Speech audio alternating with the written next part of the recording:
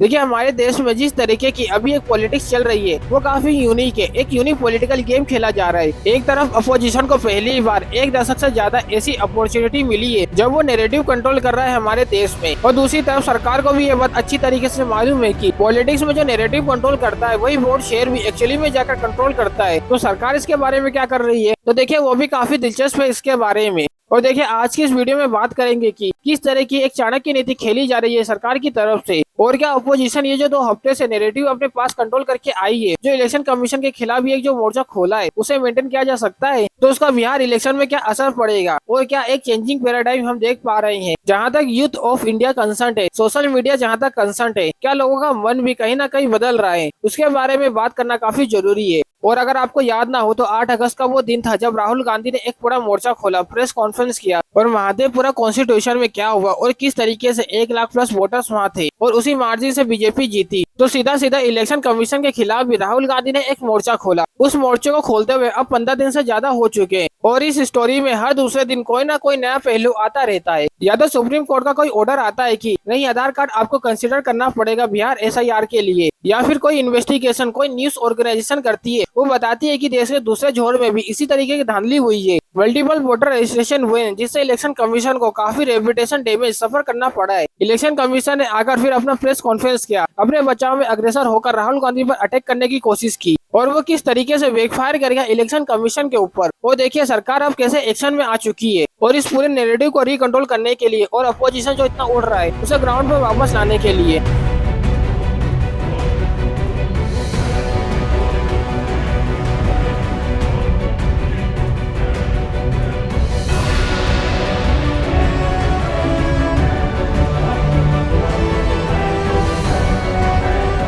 ज्यादा कांग्रेस की बात है, धीरे धीरे आप देखोगे कि एक क्रोनोलॉजी भी इसमें है। देखिए पहले राहुल गांधी ने जो इलेक्टोरल रूल्स था उसमें धांधली की बात की, फिर धीरे धीरे इलेक्शन कमीशन पर अटैक किया, उसके बाद CEC से सीधा पंगा ले लिया, उसके बाद बीजेपी का नाम लिया, और अब फाइनली नरेंद्र मोदी को खुद ही वोट चोर बोल रहे हैं राहुल गांधी। इसके विपरीत में आप देखोगे कि अमित शाह काफी अग्रसर होकर मीडिया में अब इंटरव्यूज भी दे रहे हैं, बोल रहे हैं कि भैया सरकार अपना काम कर रही है। राहुल गांधी हो गए फ्रस्ट्रेटेड, राहुल गांधी है लूजर, और इस वजह से उनका दिमाग खराब हो गया है, जिसकी वजह से वो ये सब लांछन लगाए जा रहे हैं इलेक्शन कमीशन के खिलाफ। लेकिन देखिए यहाँ सिर्फ बयानबाजी की बात नहीं हो रही है, देखिए जहाँ अमित शाह की बात हो तो वहाँ फिर चाणक्य नीति खेली जा रही होगी। आज के इस एपिसोड में 5 ऐसी चीजों के बारे में जिक्र करना काफी जरूरी है जो अचानक से हमारे सामने आ गई है, और जो पूरे नैरेटिव को विपक्ष से छीनने की कोशिश कर रही है। अदरवाइज 1 हफ्ते पहले 2 हफ्ते पहले आपने इन चीजों के बारे में सुना भी नहीं होगा, लेकिन अब वही न्यूज जो नैरेटिव है, जो गोदी मीडिया है, अब वही न्यूज को डोमिनेट कर रही है। ऐसा क्यों? देखिए ऐसा इसलिए भी हमारा मानना है कि सरकार एक फिलोसॉफी चाहती है जहाँ वो डिस्ट्रैक्ट करेगी, फिर डिस्टोर्ट करेगी, फिर डिवाइड करेगी, और उसके बाद फाइनली डिसॉल्व करेगी जो मुद्दा जो इशू है। तो ये डिस्ट्रैक्ट, डिसॉल्व, डिवाइड, डिस्टोर्ट, तो ये जो एक फंडामेंटल है वो कैसे काम करता है आप इन 5 एग्जाम्पल से समझ लीजिए।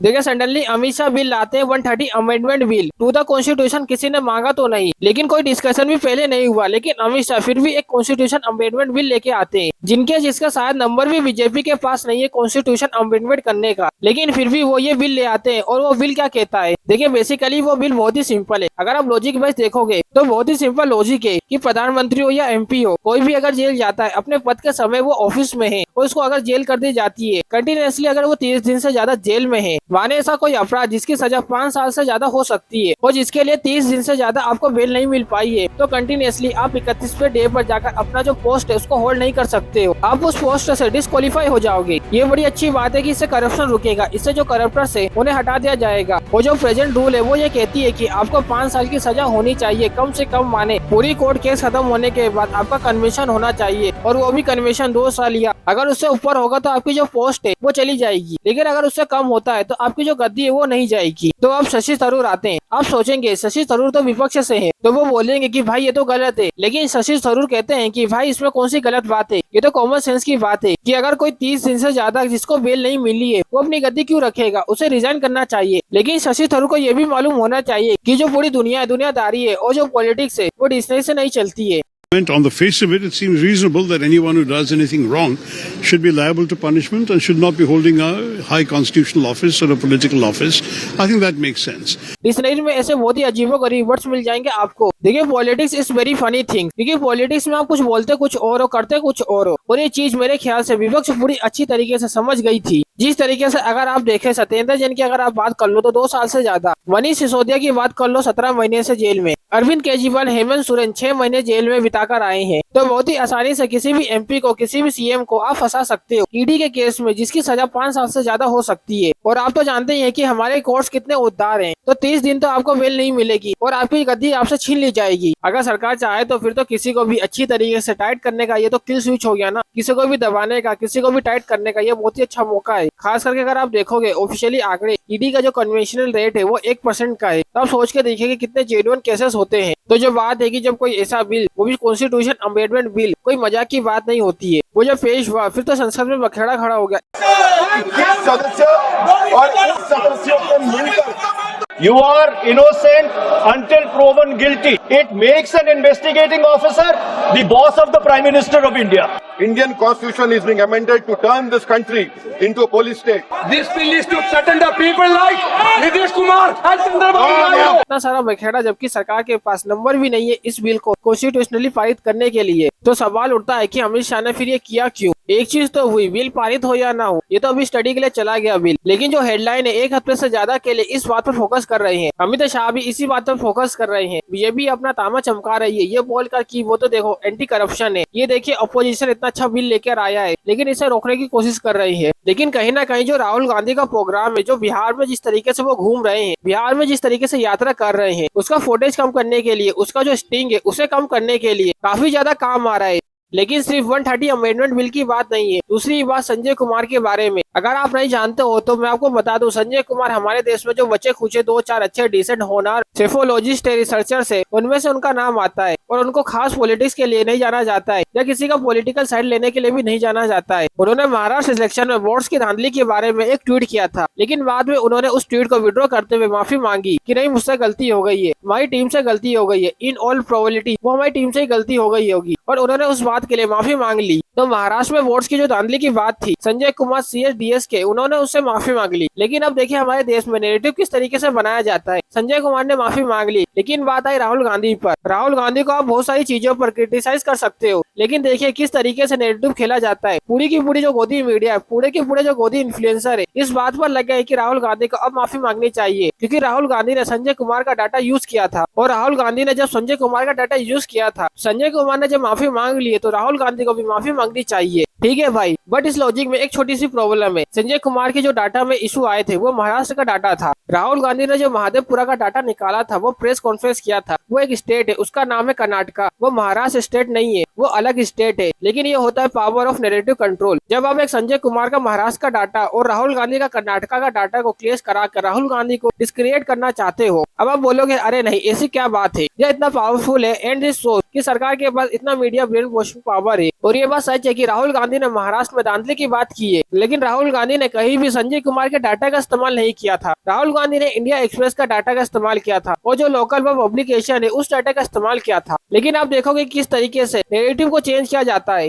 CS-DS जिसके आंकड़े के ऊपर कांग्रेस खेल रही थी, संजय कुमार ने बकायदा माफी मांगी है। यार ये कितना थूक के चाटेंगे। जिस रिसर्च इंस्टीट्यूट CS-DS के डाटा पर PPT बना के राहुल गांधी उछल रहे थे, उस सर्वे एजेंसी ने आज मान लिया कि गलत एनालिसिस पेश किया। राहुल गांधी को बड़ी एम्बेरसमेंट झेलनी पड़ी। और अगर आपको लगता है कि ये फ्रस्ट्रेटेड है, तो याद रखिएगा जो कोर कॉन्स्टिट्यूएंसी है उसको घुट्टी फैलाना ज्यादा मुश्किल नहीं है। इसीलिए तीसरी जो घुट्टी फैलाई जा रही है वो एकदम कॉन्स्पिरेसी थ्योरी पर आधारित है, और वो कि ये जो सब हो रहा है ये सब एक षड्यंत्र के अंडर हो रहा है। तो देखिए हुआ ये है कि अमेरिका अब चाहता है सत्ता पलट हो जाए इंडिया में। अमेरिका के पास तो और कोई काम ही नहीं बचा है फिलहाल में, वो अब चाहता है कि इंडिया में सत्ता पलट हो जाए। और इसके पीछे बहुत ही बड़ी वजह है। बड़ी वजह यह है कि ट्रम्प चाहते थे कि मुनीर और मोदी के साथ वो अपना फोटो खिंचवाए व्हाइट हाउस में, लेकिन मोदी ने वहां जाने से मना कर दिया। और मोदी ने यह भी बोल दिया कि मैं आपको क्रेडिट नहीं दूंगा, मैं आपको नोबेल पीस प्राइज के लिए नॉमिनेट नहीं करूंगा। तो ट्रम्प अंकल जो है वो भी खफा हो गए इंडिया के साथ, और इसीलिए वो सत्ता पलट चाहते हैं इंडिया में। और तो और अगर आपको लगता है कि ये मजाक की बात है, तो किरण रिजिजू यूनियन मिनिस्टर किरण रिजिजू ने अभी क्या बोला। रिजिजू का मानना है कि वो $1 ट्रिलियन का अमाउंट सैटेलाइट किया गया है और जॉर्ज सोरोस ये सारी चीजों को मैनेज कर रहा है। $1 ट्रिलियन लगा रहे हैं जॉर्ज सोरोस इंडिया को डिस्टेबल करने के लिए, सत्ता पलट करने के लिए। तो हमने थोड़ा सा रिसर्च किया तो पता चला कि जॉर्ज सोरोस के पास तो सिर्फ $7 बिलियन है और $1 ट्रिलियन में तो 1000 बिलियन लगेंगे। तो ये बाकी के $993 बिलियन कौन लगा रहा है? आई मीन व्हाट्सएप यूनिवर्सिटी, ये क्या हो रहा है? और इसके बाद देखिए कि किस तरीके से आप धीरे धीरे देखोगे कि रेगल डस्टर और कट्टा बाहर आ रहे हैं। जब अभिषेक शर्मा ने रिपोर्ट किया कि 3000 बीघा जमीन एक इंडस्ट्रियल हाउस को दिया जा रहा है। कोर्ट कचहरी के प्रेसिडेंट को कोर्ट करते हुए जब जज साहब भी बहुत सरप्राइज हुए। तो इस बारे में जब अभिषाक शर्मा ने रिपोर्ट किया तो अभिषाक शर्मा के ऊपर एक FIR हो गया।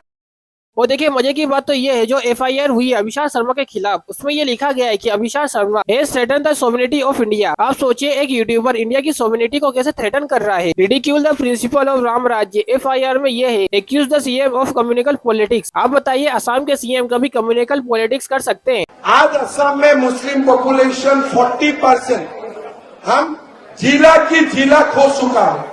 तो मेरे लिए ये मुद्दा पॉलिटिकल नहीं है, मेरे लिए ये जीना और मरने का मुद्दा है। और ऐसा नहीं है कि सब कुछ गलत ही हो रहा है। जब इतना प्रेशर आ रहा है अपोजिशन की तरफ से तो सरकार भी कुछ अच्छे काम कर देती है। जैसे आनंद फानन में इतने सालों से सरकार को समझ में आया है कि हाँ यार गेमिंग एडिक्शन तो एक सही चीज है और लोग इसके चक्कर में ना काफी डेप्थ में जा रहे हैं बल्कि बर्बाद हो रहे हैं। और यंग इंडिया यही सारे लूडो फूडो खेलता रह जाएगा तो फिर आगे कैसे बढ़ेगा। तो सरकार ने सडनली एक फिर से बिल इंट्रोड्यूस करके जो ऑनलाइन मनी गेम्स है उसको बैन कर दिया। लेकिन देखिए मजे की बात तो ये है कि सरकार को खुद को इसकी वजह से 20 से 30 हजार करोड़ का जो टैक्स है उसका नुकसान पड़ेगा। 2 लाख नौकरियां जाएंगी और 2 लाख करोड़ की जो इंडस्ट्री है उसको धक्का पड़ेगा। लेकिन तब भी सरकार कह रही है कि हमें इसके बारे में चिंता नहीं है, हमें चिंता है लोगों की। तो सवाल उठता है कि लोगों की अगर इतनी चिंता थी तो इतने दिनों से ये सारे फैंटेसी गेम क्यों चलने दे रहे थे? सबके सामने चल रहे थे, छुप छुप के नहीं चल रहे थे। और टीम इंडिया इसको स्पॉन्सर कर रहा था, ये BCCI को स्पॉन्सर कर रहा था। तो सरकार अब क्यों उठी, इस हफ्ते ही क्यों उठी? और इतने आनंद फानन से इस बिल को पारित क्यों कर दिया गया? 30 मिनट के अंदर में बिल को पारित कर दिया गया विदाउट एनी डिस्कशन। इन लोगों को बहुत ही पसंद आया, कहीं ना कहीं नेगेटिव भी। भाई यहाँ की सरकार ने फाइनली जाकर कुछ अच्छा काम किया है, हम भी मानते हैं अच्छा काम किया है। अगर अपोजिशन का इसी तरीके से प्रेशर आता रहा तो सरकार 2000 अच्छे काम कर ही देगी, भूल भाल के भी वो अच्छी बात है।